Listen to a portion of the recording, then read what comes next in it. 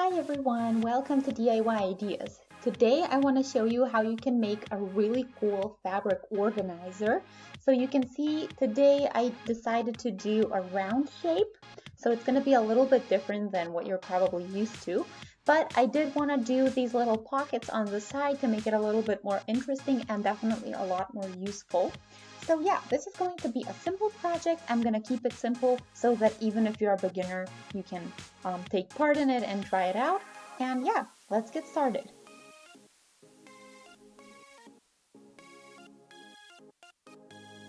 Okay, so this is what you're going to need. Of course, some fabric of your choosing. I recommend if you're a beginner to use something that's out of cotton.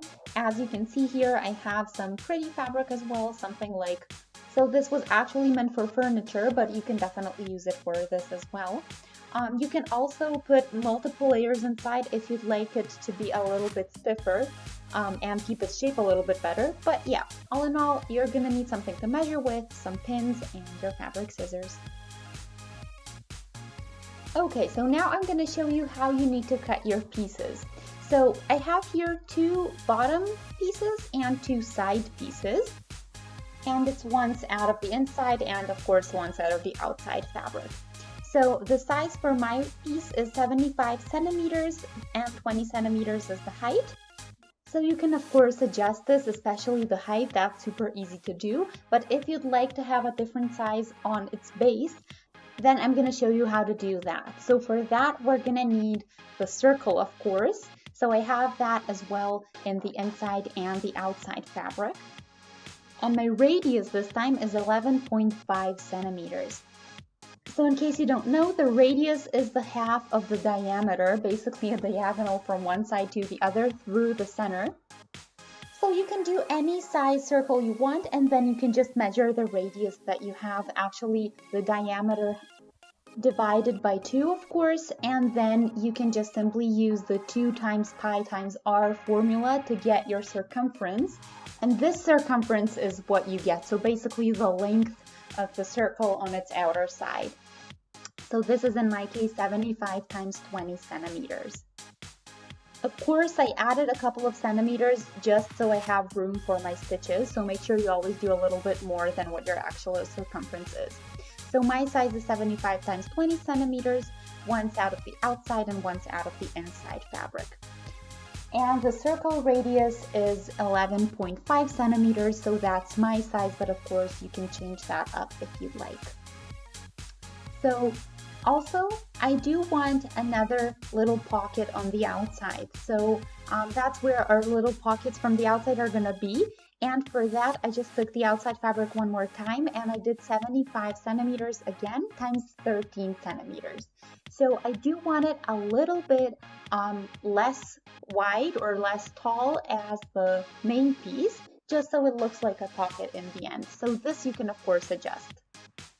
Okay, you guys, so the first step is going to be pretty simple. You're gonna need your pocket piece or your actual side piece that's not as tall as the main piece. And we're just gonna do that first so that we have that behind us and it's easier to do the rest.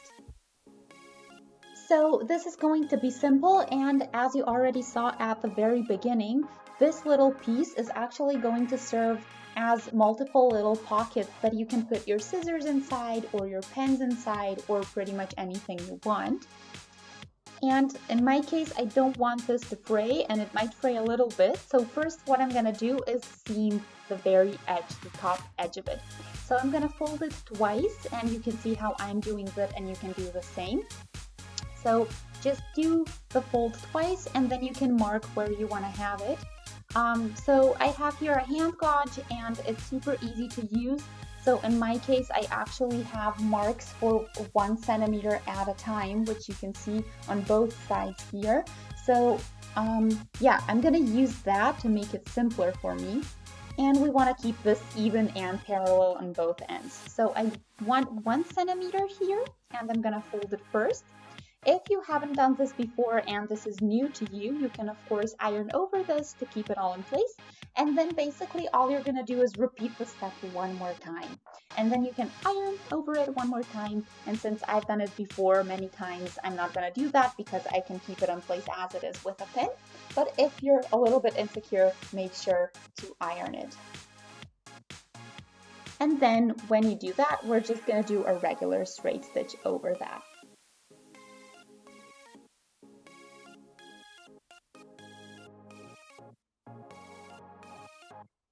Okay, so here is the straight stitch here on top, and this ensures that our very top of our pockets is going to be nice and neat and it's not going to fray anymore. So now what I want to do is connect that to my main piece. So I'm taking this inside piece and I'm just going to pin my pocket piece over that, and I'm also going to keep it in place, make sure it's nicely aligned just so I have a neat result in the end.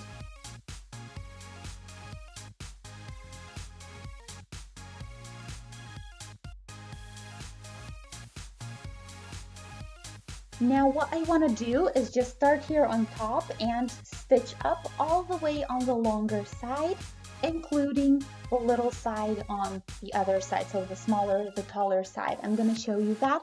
So you go just all the way with a regular straight stitch on the bottom, and then up here, of course, you end it, you secure the stitch a little bit just to keep it in place.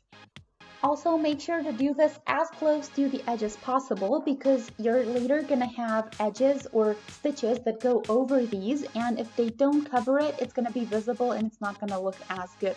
So just make sure you're as close as you can be to the edge when you stitch this up. You can also do little pockets now, so that's the step where you do that, and you can choose your width. So depending on what you want to put inside, of course, that's going to determine the size of your pocket. So you can do different sizes as well. So let's do that now.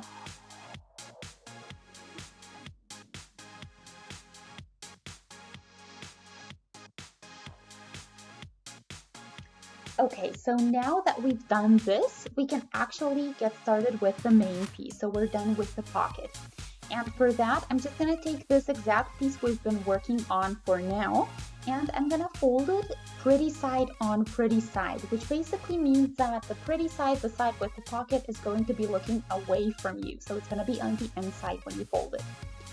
And now what we want to do is, again, just pin, align, keep it all in place.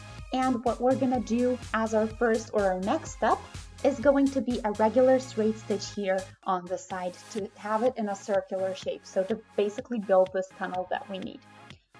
So these little stitches that we just did are supposed to disappear right now, which means you're going to work on the right side of them. So you're basically going to cover them that way. So a little bit further away from the edge.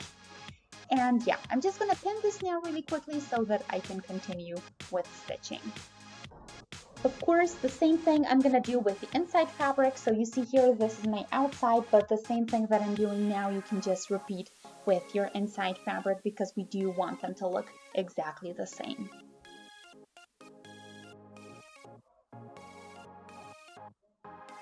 So now that you have this tunnel shape here, you can take your bottom piece, which is your circle base, and you're just going to start somewhere, probably, or I recommend starting by the stitch, but you're just going to pin this together to keep it in place because that's the next stitch that we're going to do. So you can do this step by step or little by little, just so it's easier and neater and you don't make any mistakes.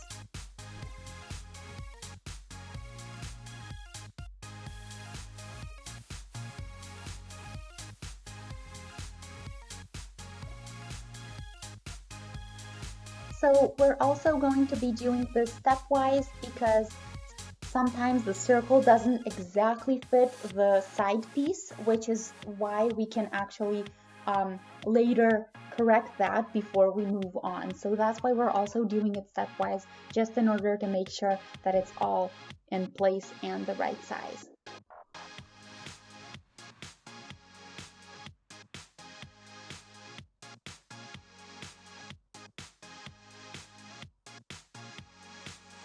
So now that we did this, we can get on with our next step, which is super easy. We're just gonna do a regular straight stitch along this pinned edge right now.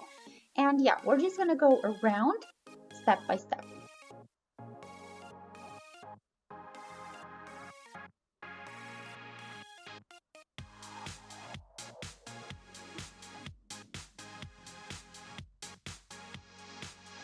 So now when you do this, you can actually optionally just do little cuts inside as long as you make sure that your stitch isn't damaged by them. That way they're just going to have a nicer shape when we turn them inside out later, because this fabric that we have on the other side of the stitch won't get in the way. So yeah, now you can turn this inside out and check it out if it looks good and if you're satisfied with the size and with the design.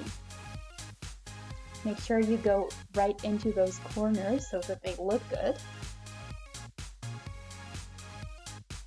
So just like I mentioned, I did the same thing with the inside fabric, which is in my case also ready to go. So I'm gonna take that piece and I'm gonna keep it turned inside out, so the wrong way around basically.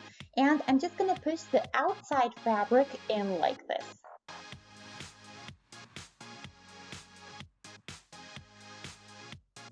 I recommend you also align the stitches because it's going to be a lot neater in the end that way.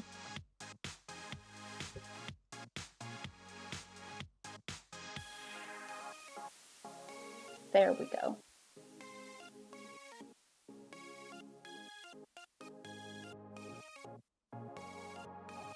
Okay, good. So now we're gonna align the stitches one more time just to make sure they're all in the same place. And then we're just gonna pin all around. Same thing, just like with the circle, but now on the other side. So we're gonna take pins and we're gonna keep everything in place. And that way we're gonna have really nice top edge when we're done.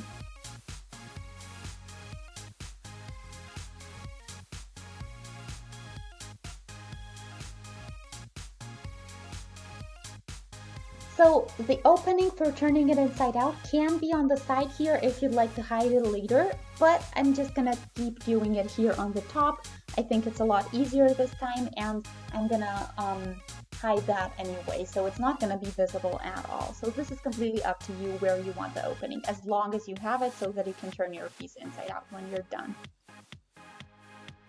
So when you pin it, then you can basically do the stitch already, as long as you make sure to leave a little opening anywhere where you like, just so you can turn it inside out. Later we're going to close that up anyway.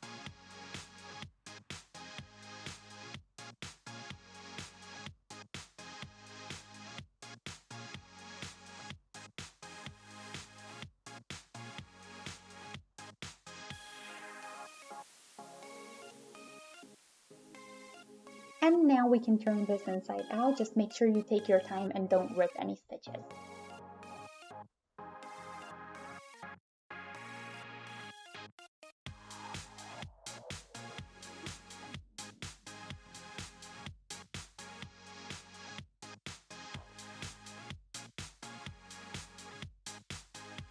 So now we're almost done, and I'm just going to show you an optional step to keep this top section and top stitch a little bit flatter. So we're just going to take a look at what the stitch looks like right now. So we don't want anything weird going on like this. So we do want this very neat. So just make sure that the stitches are actually on the very edge of the fabric. That's what we want for now. So then we can just go on top, basically over it, and do an extra stitch right there. So regular straight stitch to keep it all in place so that the fabric doesn't move or do anything weird that doesn't really look as good. And this way you're also gonna have your opening closed up right away at the same time.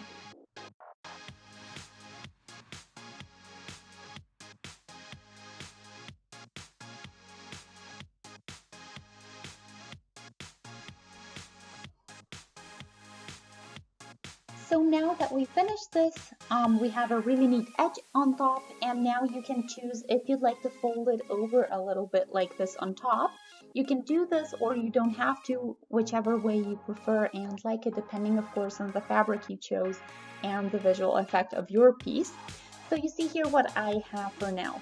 So So I really like the rounded organizers because they're a little bit different and you can actually put a lot inside. So depending on what you're using it for, you can of course do this for example, some wool or yarn that you're using for knitting and crocheting projects. You can use this for painting stuff, and I'll show you how I did it.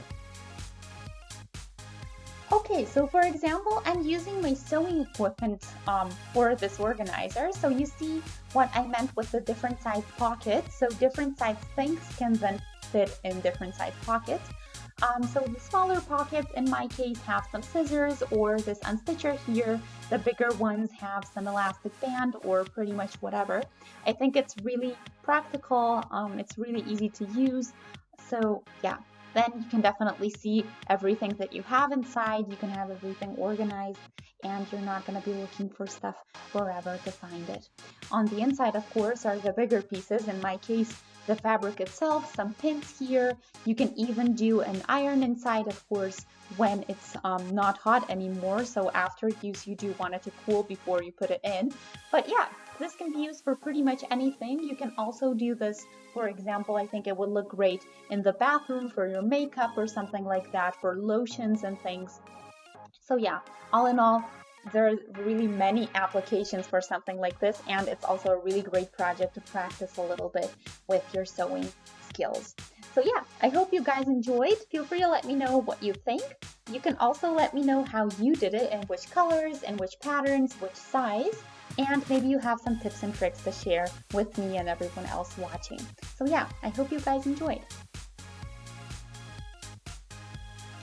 If you guys like the video and the project, feel free to let me know by shooting a thumbs up. If you'd like to stay updated with all of our other projects and future videos we're going to post, feel free to click on the subscribe button, and that way you're going to stay updated with everything we post. So thanks for watching DIY Ideas. I'll see you next time. Bye!